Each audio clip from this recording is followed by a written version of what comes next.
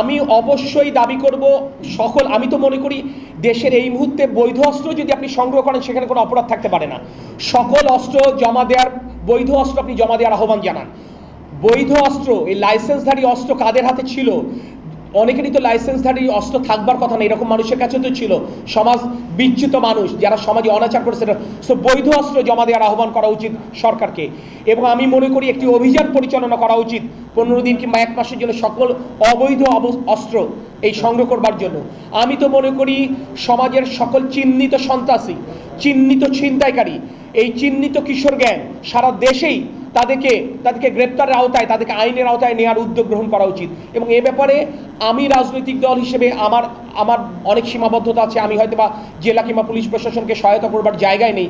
আপনারা সাংবাদিক বন্ধুরা, আপনারা নির্মমভাবে তাদেরকে যদি তথ্য দিয়ে সহায়তা করেন, আমি মনে করি যশোর ইনশাল্লাহ সন্ত্রাস মুক্ত হবে ইনশাল্লাহ।